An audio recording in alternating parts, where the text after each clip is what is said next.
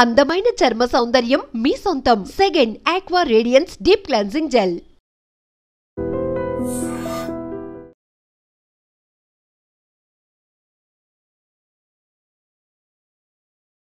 June first నుంచి మనకు కొన్ని రూల్స్ వచ్చినాయి.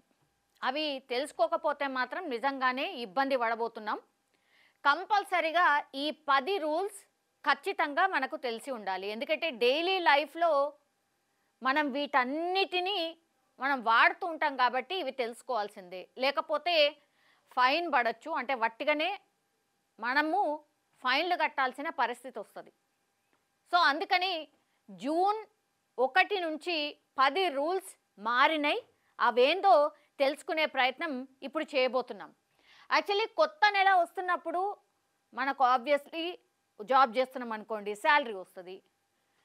అండ్ ఇంకోటి ఏంటంటే కంపెనీస్లో కొన్ని రూల్స్ ఎట్లయితే మారుతాయో గట్లనే మనకు కూడా అప్పుడప్పుడు అప్గ్రేడ్ అవుతున్నాయి రూల్స్. అందులో భాగంగానే ఇప్పుడు జూన్ నుంచి ఒక 10 రూల్స్ మనకు అప్డేట్ అయినాయి అనుకోవచ్చు. సో చాలామందికి ఇవి తెలియదు, తెలుసుకోకపోతే చాలా నష్టం. ఈ జూన్ నెలకి ఏకంగా 10 రకాల కొత్త రూల్స్ వచ్చినాయి.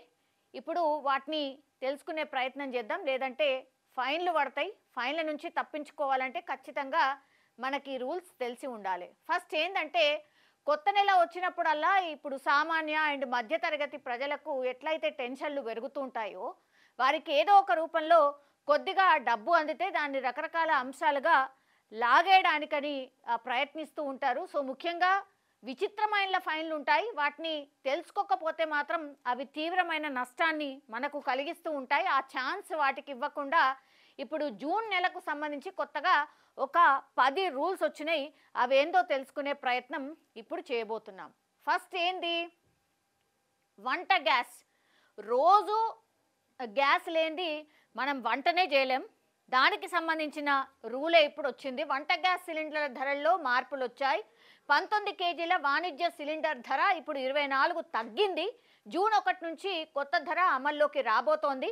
ఇప్పుడు కమర్షియల్ సిలిండర్ ధర 1723. అయితే ఇళ్లలో వాడుకునే 14.2 కేజీల సిలిండర్ ధర మాత్రం మారలేదు. ఇది యాక్చువల్లీ కమర్షియల్ వాళ్ళకు ఒక రకంగా ఇదొక గుడ్ న్యూస్, అంటే తెలుసుకోవడానికి ఇది ఇన్ఫర్మేషన్ అన్నమాట. సిలిండర్ మీరు ఎప్పుడైతే తీసుకుంటారో అసలు మార్పు వచ్చిందా లేదా అనేది కూడా తెలుసుకోకుండా అట్లా వెళ్ళిపోతూ ఉంటాం. కానీ ఇప్పుడు అంటే వాణిజ్యపరంగా అంటే కమర్షియల్ సిలిండర్ ధర ఒక రకంగా గుడ్ న్యూస్ అనుకోవచ్చు. తగ్గింది 24 రూపాయలు. పెరగడమే తప్పించి మనం ఎప్పుడు కూడా తగ్గింపు అనేది మనం చూస్తూ ఉండం. అట్లాంటిది ఇప్పుడు కమర్షియల్ సిలిండర్ ధర 24 రూపాయలు తగ్గిందట. మనం యూజ్ చేసే ఏదే 14.2 కేజీల సిలిండర్ ధర ఏదైతే ఉంటుందో అది అట్లనే ఉంది, ఏమాత్రం మారలేదు. ఓకే, ఇప్పుడు ఎలక్షన్లు వచ్చినప్పుడు తగ్గుతూ ఉంటుంది కదా, ఇప్పుడు ఎలక్షన్ లేవు కాబట్టి పెద్ద తగ్గదు అన్నట్టు. నెక్స్ట్ ఈపీఎఫ్ఓ అంటే పిఎఫ్ ఏదైతే ఉందో ఆ పిఎఫ్కి సంబంధించి అనమాట. ఈపీఎఫ్ఓ 3.0 రోల్అవుట్, యూపీఐ ద్వారా పిఎఫ్ విత్డ్రా. ఇప్పుడు ఎంప్లాయీస్ ప్రావిడెంట్ ఫండ్ ఆర్గనైజేషన్ అంటే ఈపీఎఫ్ఓ జూన్ 1 నుంచి ఈపీఎఫ్ఓ 3.0ని ప్రవేశపెట్టింది. దీనిలో యూపీఐ ద్వారా పిఎఫ్ విత్డ్రా చేసుకునే వీలు కల్పించింది. నిజంగానే పిఎఫ్ డబ్బులు ఎవరైతే తీసుకోవాలనుకుంటారో వాళ్ళు కొన్ని నెలల పాటు వెయిట్ చేయాల్సిన పరిస్థితి వస్తుంది. కొంత ప్రొసీజర్ ఉంటుంది, టైం ల్యాగ్, చాలా కొన్ని మంత్స్ కూడా వెయిట్ చేసిన సందర్భాలు కూడా చాలా ఉంటాయి. సో ఇప్పుడు సులభతరం చేసింది అనుకోవచ్చు. ఈ కొత్త విధానం ప్రకారం సభ్యులు తమ పిఎఫ్ మొత్తాన్ని యూపీఐ అలాగే ఏటీఎం ద్వారా విత్డ్రా చేసుకోవచ్చు. నిజంగా ఇది గుడ్ న్యూసే. ఎవరైతే ప్రైవేట్ వాళ్ళు ఉన్నారో అట్లాగే ప్రభుత్వం వాళ్ళు కూడా ఉన్నారు కాబట్టి ఎవరైతే జాబ్ చేస్తారో వాళ్ళకు పిఎఫ్ అకౌంట్ అనేది కంపల్సరీ ఉంటుంది. ముందు నేను ఇంతకుముందు చెప్పినట్టుగా ఈ పిఎఫ్ మనీ విత్డ్రా చేయాలి అని అంటే ఒక పెద్ద ప్రొసీజర్ ఉండేది. ఇప్పుడు అది మొత్తం లేకుండా ఇప్పుడు పిఎఫ్ మొత్తాన్ని కూడా యూపీఐ అలాగే ఏటీఎం ద్వారా చాలా ఈజీగా విత్డ్రా చేసుకోవచ్చు. ఈ సౌకర్యం జనరల్ ప్రావిడెంట్ ఫండ్ అంటే జీపీఎఫ్, పబ్లిక్ ప్రావిడెంట్ ఫండ్ అంటే పీపీఎఫ్ సభ్యులకు పైలట్ ప్రాజెక్టుగా ఉంది. ఈ మార్పు పిఎఫ్ని తేలిగ్గా విత్డ్రా చేసుకునేందుకు తెచ్చింది. అలాగే పిఎఫ్ని పెన్షనర్లకు అందుబాటులో ఉంచాలని ఇలా చేశారు. నిజంగా ఇది చాలామంది ఈ రూల్కైతే హ్యాపీగా ఫీల్ అయి ఉంటారు. అమ్మయ్యా, అసలు ఆ డబ్బు విత్డ్రా చేసుకునే తలనొప్పి పోయిందిరా బాబు అనుకొని ఉంటారు. దీనికైతే నెక్స్ట్ యూపీఐ లావాదేవీల్లో అల్టిమేట్ బెనిఫిషియరీ పేరు ఎవరిది ఉంటుంది అనేది ఇప్పుడు ఒక upgrade. National payments corporation of India అంటే ఎన్పిసిఐ జూన్ 30 నాటికి యూపీఐ లావాదేవీల్లో అల్టిమేట్ బెనిఫిషియరీ పేరును చూపించడం తప్పనిసరి చేసింది. P2P అంటే పీర్ టు పీర్, P2PM అంటే పీర్ టు మర్చెంట్ లావాదేవీల్లో ఇకపై బ్యాంకింగ్ పేరు అంటే వ్యాలిడేట్ అడ్రస్ ఏపీఐ నుంచి తీసుకున్నది మాత్రమే యూపీఐ యాప్లో చూపిస్తుంది. క్యూఆర్ కోడ్లు, యూజర్ డిఫైన్డ్ పేర్లు కనిపించవు ఇక మీదట. దీనివల్ల లావాదేవీలు సురక్షితంగా జరుగుతాయి. ఈ రూల్ జూన్ 1 నుంచి అమల్లోకి వచ్చింది. అన్ని రకాల యూపీఐ యాప్లలో జూన్ 30 నాటికి ఈ కొత్త రూల్ అమల్లోకి వస్తుంది. యూపీఐ అనేది ఎంత కామన్ అయిపోయిందంటే అందరం కూడా యూజ్ చేస్తున్నాం యూపీఐకి సంబంధించి. ప్లీజ్ ఈ రూల్ మారింది, దయచేసి అసలు ఏంటి ఈ రూల్లో ఏం చెప్తున్నారు ఏంటి అనేది కూడా తెలుసుకునే ప్రయత్నం అయితే అందరూ చేయాల్సినటువంటి పరిస్థితి కనిపిస్తోంది. నెక్స్ట్ ఎంఎఫ్లపై కొత్త రూల్స్ అంటే మ్యూచువల్ ఫండ్ స్కీమ్లకు సంబంధించి సెబీ కొత్త కట్ ఆఫ్ టైంని ప్రవేశపెట్టింది. జూన్ 1 నుంచి ఆఫ్లైన్ లావాదేవీల టైం మధ్యాహ్నం 3 గంటలకు మార్చగా ఆన్లైన్ లావాదేవీలకు సాయంత్రం 7 గంటలకు మార్చింది.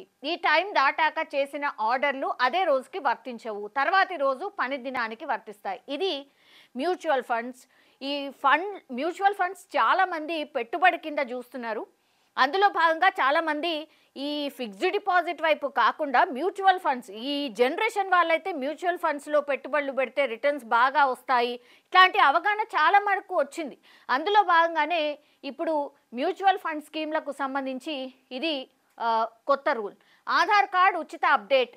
ఆధార్ కార్డ్కి సంబంధించిన అప్డేట్ అంటే మన అడ్రస్ మారినాం అనుకోండి, లేదంటే ఎవరైనా కొత్తగా పెళ్ళైన తర్వాత వాళ్ళకి పిల్లలు పుట్టినా అనుకోండి, ఇట్లా చాలామంది అప్డేట్ చేసుకోవడానికని నానా కష్టాలు పడుతున్నారు. చాలా రోజులు వెయిట్ చేయాల్సిన పరిస్థితి కూడా వస్తుంది. సో దానికి సంబంధించిన కొత్త రూల్ జూన్ 1 నుంచి 14 వరకు ఆధార్ కార్డు హోల్డర్స్ తమ వివరాలను ఉచితంగా అప్డేట్ చేసుకోవచ్చు. దానికి ఎంతో కొంత రుసుము ఏదో ఉంటుంది, అది అక్కర్లేదు, ఇది ఫ్రీ అన్నమాట. ఈ సౌకర్యం ఆధార్తో లింక్ చేసిన సేవలను ఎలాంటి ఇబ్బంది లేకుండా నిర్వహించడానికి వీలు కల్పిస్తుంది. అలాగే ప్రజలు కూడా తమ ఆధార్ వివరాలను తాజాగా ఉంచుకుంటారు. అయితే జూన్ 15 నుంచి ఆన్లైన్ అప్డేట్ కోసం 25 చెల్లించాలి. మీ సేవా కేంద్రంలో 50 తీసుకుంటారు. ఐ డోంట్ థింక్ సో ఇది 25, 57 ఉందండి, అసలు లేదనుకుంటా, ఇంకా చాలా ఎక్కువనే తీసుకుంటున్నారు. సరే, ఉచితంగా ఇచ్చిండ్రు కాబట్టి ఛాన్స్ జూన్ 1 నుంచి 14 వరకు దయచేసి ఈ ఆధార్ కార్డు అప్డేట్ కోసం ఎవరైతే వెయిట్ చేస్తున్నారో దాన్ని అప్డేట్ ఫ్రీగా చేసుకోవచ్చు. క్రెడిట్ కార్డ్ రూల్స్లో మార్పులు. క్రెడిట్ కార్డ్స్ కొల్లలుగా వాడుతున్నారు, ప్రతి వాళ్ళు క్రెడిట్ కార్డు వాడుతున్నారు. దానికి సంబంధించిన రూల్ మారింది. కొన్ని ప్రముఖ బ్యాంకులు క్రెడిట్ కార్డ్స్ రూల్స్ మార్చాయి. కోటక్ మహీంద్రా బ్యాంక్ జూన్ 1 నుంచి క్రెడిట్ కార్డ్ నిబంధనలు మార్చింది. ఈ మార్పులను బట్టి రివార్డ్ పాయింట్లు కావచ్చు, క్యాష్ బ్యాక్స్ ఛార్జీల్లో మార్పులు ఉంటాయి. ఆటో డెబిట్ ఫెయిల్ అయితే ఫైన్ పడవచ్చు. క్రెడిట్ కార్డ్ యూజర్లకు రివార్డ్ పాయింట్ల విషయంలో కొత్త కండిషన్స్ ఉంటాయి. ఇవి వారి ఖర్చులపై ప్రభావం చూపుతాయి.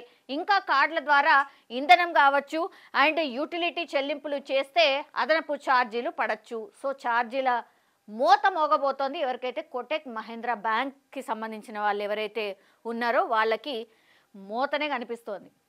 నెక్స్ట్ డ్రైవింగ్ లైసెన్స్ నిబంధనలు. దయచేసి ఇది అందరికీ వర్తిస్తుంది, ఇది ఒకసారి గమనించండి. జూన్ 1, 2024 నుంచి అమల్లోకి వచ్చిన డ్రైవింగ్ లైసెన్స్ రూల్స్ 2025లో కొనసాగుతున్నాయి.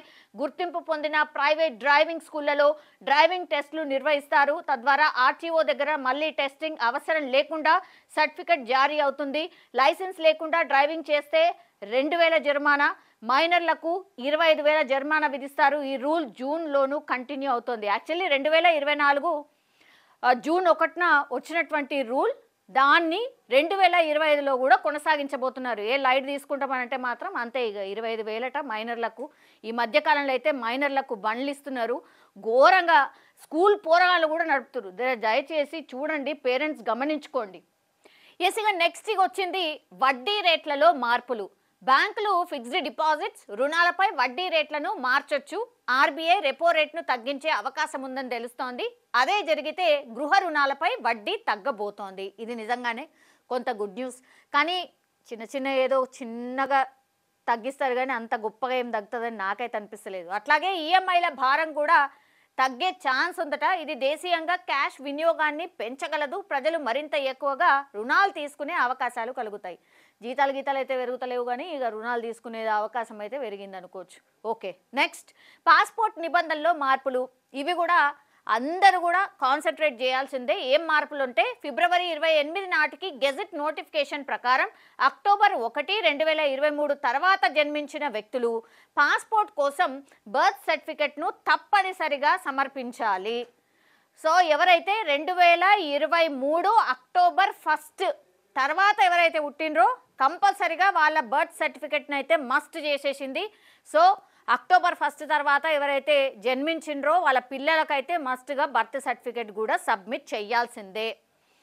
అక్టోబర్ 1, 2023 కంటే ముందు జన్మించిన వారు పాన్ కార్డ్, డ్రైవింగ్ లైసెన్స్ లేదా ఇతర పత్రాలను ఉపయోగించుకోవచ్చు. ఇది కూడా మస్ట్. వాళ్ళ పేరెంట్కి పాన్ కార్డ్ ఉండాలి, డ్రైవింగ్ లైసెన్స్ ఉండాలి లేదా ఇతర పత్రాలు ఉపయోగించుకోవచ్చు. దెన్ అదనంగా ఈ పాస్పోర్ట్ సౌకర్యాన్ని దేశవ్యాప్తంగా విస్తరిస్తున్నారు. ఇది డిజిటల్ ఇంటిగ్రేషన్ని పెంచుతుంది, ప్రైవసీకి రక్షణ కల్పిస్తుంది. ఇది వెరీ వెరీ ఇంపార్టెంట్. అసలు మన డాటా ఏడ మిస్ అవుతుందో, ఎక్కడ స్ప్రెడ్ అవుతుందో సోషల్ మీడియా వచ్చిన తర్వాత అసలు తెలియనటువంటి పరిస్థితి. అట్లాంటిది కొంత సెక్యూర్ చేసినట్టు అవుతుంది ఈ రూల్ పాటిస్తే అనేది మనకు తెలుస్తున్నటువంటిది. ఇక బ్యాంకులకు సెలవులు ఎప్పుడు అనేది, బ్యాంకులకు సెలవులు ఈ మధ్యకాలంలో చాలా ఎక్కువగా జరుగుతున్నాయి కదా. చాలామంది తెలియకుండా బ్యాంక్కి పోతారు, ఆ తర్వాత అయ్యో బ్యాంక్కి సెలవు సార్ అంటున్నారు. సో జూన్ మంత్లో బ్యాంక్కి ఏం సెలవులు అంటే జూన్ నెలలో బ్యాంకులకు 12 రోజులు సెలవులు ఉన్నాయి. అంటే సగంకి సగం సెలవులే ఉన్నాయి. ఇందుకు సంబంధించిన క్యాలెండర్ను భారత రిజర్వ్ బ్యాంక్ ఆర్బీఐ విడుదల చేసింది. ఈ సెలవుల్లో ఆదివారాలతో పాటు 2వ శనివారం ఉంది, 4వ శనివారం కూడా ఉన్నాయి. సో జూన్ నెలలో 7న బక్రీద్ పండగ ఉంది, ఆ సందర్భంగా కూడా సెలవు ఉంది. సో ఇది కొంచెం నోట్ చేసుకోండి. బికాస్ 12 రోజులు సెలవులు అంటే సగంకి సగం సెలవులే ఉన్నాయి. ఇంకోటేమో సాటర్డే ఎట్లాగూ మనకు తెలిసిందే. సాటర్డే 2వ శనివారం 4వ శనివారం ఎట్లాగూ ఉంటుంది. ఆ తర్వాత ఆదివారాలు కూడా ఉంటాయి. అట్లాగే ఇవి కాకుండా ఇంకా 12 రోజులు సెలవులా అంటే ఆల్మోస్ట్ ఇక అంటే హాఫ్ కంటే ఎక్కువనే సెలవులు ఉన్నట్టు లెక్క. సో బ్యాంక్కి వెళ్ళే వాళ్ళు, బ్యాంక్ లావాదేవీలు ఎక్కువ చేసేవాళ్ళు దయచేసి ఇది తెలుసుకోండి. బికాస్ బ్యాంక్కి పోయిన తర్వాత సెలవు అనే సందర్భాలు కూడా చాలా మట్టుకు ఉంటుంటాయి. సో ఇవైతే 10 రూల్స్ జూన్ నెలలో.